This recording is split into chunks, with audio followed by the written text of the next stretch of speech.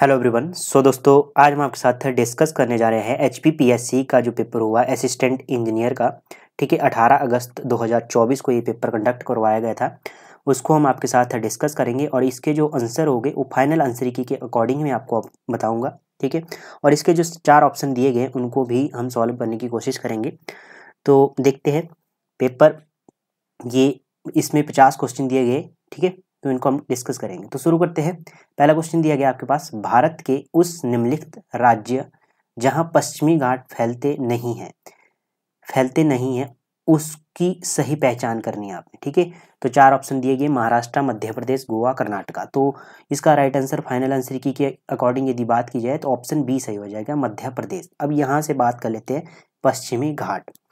पहले तो ये बात करेंगे कि ये फैलते किस किस स्टेट में है। ठीक है, तो ये गुजरात में लगते हैं, महाराष्ट्र, गोवा, कर्नाटका और केरल और तमिलनाडु में ये पश्चिमी घाट पाए जाते हैं। और सबसे अधिक पश्चिमी घाट की बात की जाए, यदि ये पूछा जाए क्वेश्चन आपसे, तो कर्नाटका आपने बताना है। ठीक है, अब बात करेंगे इसका दूसरा नाम क्या है, सह्याद्री भी इसे कहते हैं। ठीक है, या सदाबहार वर्षावन भी कहते हैं। सबसे ऊंची चोटी जो है पश्चिमी घाट की वो अनेमुडी है। ठीक है, केरल की है, केरल में है ये, और ये 2695 मीटर इसकी ऊंचाई है। ठीक है, ये आपने कुछ इसके फैक्ट्स ध्यान में रखना है। अब यहाँ से एक क्वेश्चन बन सकता है, ठीक है, कि पश्चिमी घाट में उत्पन्न होने वाली निम्नलिखित नदियां हैं, उसमें से आपको 4 नदियां दी जाएगी, उसमें से एक नहीं होगी। इस तरह से क्वेश्चन बनाया जा सकता है। तो आपने ध्यान में रखना है गोदावरी, कावेरी, कृष्णा और तुंगभद्रा, ये मुख्य याद रखनी है, यहाँ से क्वेश्चन बनने की संभावना है। ठीक है, नेक्स्ट क्वेश्चन आपके पास दिया गया, भारत सरकार ने कहाँ पर प्रथम जियोथर्मल पावर प्लांट बनाने की योजना बनाई। ठीक है, तो ये कहाँ पर बनाई, ये 2021 का ये करंट अफेयर का क्वेश्चन है। ठीक है, तो बात करेंगे, ये 7 फरवरी 2021 को एक समझौता हुआ था जियोथर्मल पावर प्लांट का। ठीक है, तो इसका पहले तो जान लेते हैं फाइनल आंसर की के अकॉर्डिंग इसका आंसर क्या है, ऑप्शन डी माना गया है। ठीक है, लद्दाख।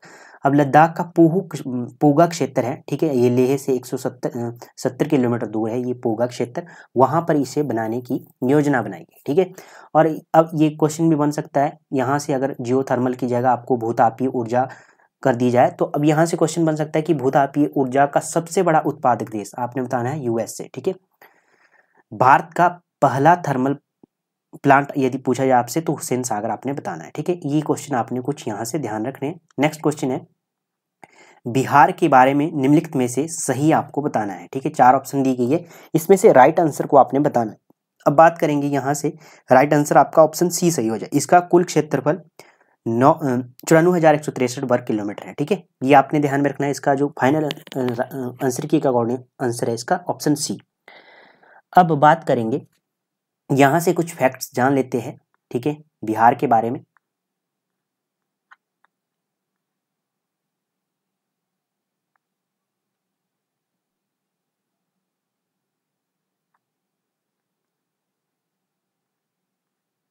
राइट आंसर आपका ऑप्शन सी हो गया। अब बिहार की बात करेंगे, बिहार का गठन आपको पता होना चाहिए। 22 मार्च 1912 को लॉर्ड कर्जन उस समय वाइस रहे थे, उस समय इसका गठन हुआ। ठीक है, पहले इसे मगध कहते थे, आपको पता है मगध की राजधानी पाटलिपुत्र थी। ठीक है, डिस्ट्रिक्ट की बात की जाए, बिहार में कितनी डिस्ट्रिक्ट है, तो इसमें 38 डिस्ट्रिक्ट है। ठीक है, और 1912 से पहले बिहार को किस नाम से जाना जाता था, मगध। मगध की यदि राजधानी पूछा जाए आपसे तो पाटलिपुत्र बताना है, जो वर्तमान में पटना है। ठीक है, ये आपने क्वेश्चन ध्यान में रखना है। अब क्वेश्चन बन सकता है कि आधुनिक बिहार के जनक कौन है, तो सचिदानंद सिन्हा आपने ध्यान में रखना है। ठीक है, अब बात की जाए यदि क्वेश्चन बने यहाँ से, तो मगध मतलब कि मगध साम्राज्य के वास्तविक संस्थापक यदि पूछा जाए तो बिंबिसार आपने बताना है। ठीक है, यहाँ से एक क्वेश्चन बन गए। अब बात करेंगे, बराबर गुफाएं पटना जिले में है, तो ये गलत है, पटना जिले में नहीं है, ये बिहार के जहानाबाद जिले के मखदुमपुर क्षेत्र में है। ठीक है, ये आपने ध्यान में रखना है। अब बात करेंगे सोनपुर का पार्वती मेला, एक महत्वपूर्ण त्यौहार है, ये भी स्टेटमेंट गलत है, क्योंकि जो सोनपुर का मेला है ये कार्तिक पूर्णिमा के दिन पूर्णिमा में लगता है, नवंबर और दिसंबर के बीच में, और ये एशिया का सबसे बड़ा पशु मेला माना जाता है। ठीक है, और इसका दूसरा नाम हरिहर मेला भी है। ठीक है, और स्थानीय लोग इसे क्या कहते हैं बिहार में, तो छत्र मेला इसे कहते हैं। हाजीपुर में ये लगता है। ठीक है, सोनपुर का एक हाजीपुर स्थान है, वहां पर ये लगता है। ठीक है, ये आपने कुछ फैक्ट्स ध्यान में रखने हैं। ठीक है, तो इतने फैक्ट आप ध्यान में रखिए यहाँ से। नेक्स्ट क्वेश्चन है आपके पास 4th क्वेश्चन। इसमें पूछा गया है क्वेश्चन आपसे कि वर्ष 2011 की जनगणना के अनुसार भारत के निम्नलिखित किस राज्य में अनुसूचित जाति एससी की बात की गई है कि जनसंख्या सबसे कम पूछी गई है, तो सबसे कम पूछी गई इन ऑप्शन के अकॉर्डिंग बताना है आपने, ठीक है। वैसे तो और इसका आंसर होगा, ठीक है, परंतु ऑप्शन के अकॉर्डिंग यदि बात की जाए, पहले तो इसको देखते हैं। अब यहाँ से ऑप्शन के अकॉर्डिंग यदि बात की जाए तो ऑप्शन 4 का ऑप्शन ए सही माना गया है फाइनल आंसर के अकॉर्डिंग। क्यों माना है? क्योंकि ऑप्शन में यदि बात की जाए उत्तर प्रदेश की, उत्तर प्रदेश में एससी की पॉपुलेशन की बात की जाए तो 412-80 लाख के आसपास है, और परसेंटेज की बात की जाए, यदि परसेंटेज में पूछा जाए तो 20.5% आपने बताना है, ठीक है। पश्चिमी बंगाल की बात की जाए तो 215.40 के लाख के आसपास इसकी एससी की जनसंख्या है, और 10% यदि प्रतिशत में पूछा जाए तो 10% आपने बतानी है।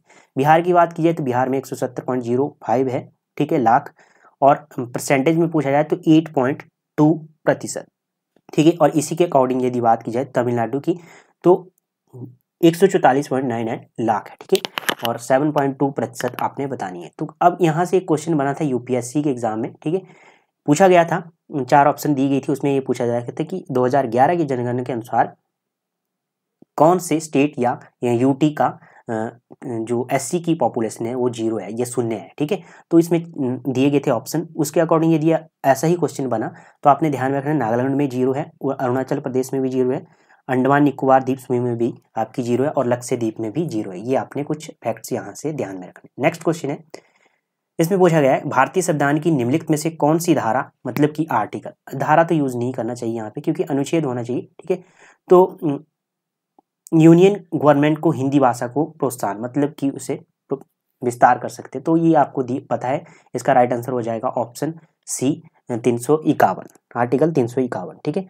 अब बात करें हिंदी की, हिंदी आपको पता है भाग 17 में दी गई है, 343 से लेकर 351 तक ये इसका प्रावधान मिलता है राजभाषा का, ठीक है। ये कुछ आपने फैक्ट्स यहाँ से ध्यान में रखने। नेक्स्ट क्वेश्चन है, हिमाचल निम्नलिखित में से सही पहचान कीजिए। यहाँ भी आपको सुमेलित मतलब की पहचान करना है, सही जो ऑप्शन है। नेचिफू की बात की जाए, नेचिफू सुरंग मणिपुर में, तो ये मणिपुर में नहीं है, ये अरुणाचल प्रदेश में है। अरुणाचल प्रदेश में ये कामेंग जिले के बालीपारा में ये तवांग नामक एक स्थान है, वहाँ पर ये, और ये 500 मीटर की ये सुरंग है, ठीक है, और ये 5700 मीटर ऊंचाई पर स्थित है, ठीक है। उसके बाद ये सेकंड ऑप्शन है मेघालय की स्थापना, ये राइट आंसर हो जाएगा, ठीक है। मेघालय की स्थापना 1972 ईस्वी में पूर्ण राज्य के रूप में बना था, ठीक है, ये राइट ऑप्शन हो जाएगी, ठीक है। उसके बाद नेक्स्ट है, इसको स्टेटमेंट को देख लेते हैं, नोबेर्क, तो ये थोड़ा सा कंफ्यूजन है क्योंकि इसको नोवेरिक कहते हैं, ठीक है। नेशनल पार्क की बात कीजिए तो अरुणाचल प्रदेश में नहीं है, मेघालय में है, ठीक है, मेघालय के पश्चिमी गारो जिले में है, तुरा रेंज नामक स्थान पर ये नेशनल पार्क है, और ये 1986 में से नेशनल पार्क का दर्जा मिला था, और 2009 में से यूनेस्को विश्व धरोहर में शामिल किया गया, ठीक है। अब नेक्स्ट क्वेश्चन है, 1950 में पेप्सू राज्य पंजाब में मिलाया गया। पेप्सू की बात की जाए तो पेप्सू आपको पता है Patiala and it's Punjab state union इसे कहते हैं, ठीक है, इसकी फुल फॉर्म, और इसको 1956 में पंजाब में मिलाया गया, ठीक है। पेप्सू की बात की जाए तो पेप्सू 1948 से लेकर 1956 तक भारत का एक प्रांत रहा, ठीक है, ये आपने कुछ ध्यान में रखना है। नेक्स्ट क्वेश्चन है आपके पास दिया गया,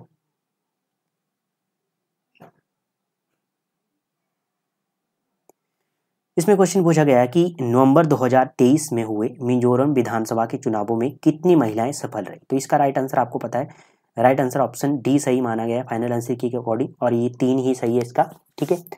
तो इसमें कौन कौन सी उनके नाम आपको पता होना चाहिए, अगर नाम दे दिए गए तो आपको दिक्कत हो सकती है, मतलब कि उसको एलिमिनेट करने में प्रॉब्लम हो सकती है। तो लाली निरूपई एक नाम है, और प्राबो चकमा एक नाम है, ठीक है, बेरी बनेई हंसांगी एक नाम है, ठीक है, अजीब से नाम है, इनको याद करने में थोड़ा सा। अब बात करेंगे मिजोरम की, मिजोरम की बात की जाए, इसका स्थापना कब हुई, इसकी स्थापना कब हुई, 21 जनवरी 1972 को, ठीक है। विधानसभा की बात की, इसमें कितनी सीटें हैं, 40, लोकसभा की 1 सीट है, और राज्यसभा की भी 1 सीट है। हाईकोर्ट की बात की जाए तो गुवाहाटी इसमें हाईकोर्ट है, ठीक है। मिजोरम की बात की जाए तो मिजोरम से आपने एक चारकूट त्योहार को ध्यान में रखना है, लोक नृत्य यहाँ पर है चेलम, ठीक है, और इसका क्षेत्रफल कितना है, 21,081 वर्ग किलोमीटर, आपने इसका क्षेत्रफल ध्यान में रखना है मिजोरम का, ठीक है। नेक्स्ट क्वेश्चन दिया गया आपके पास,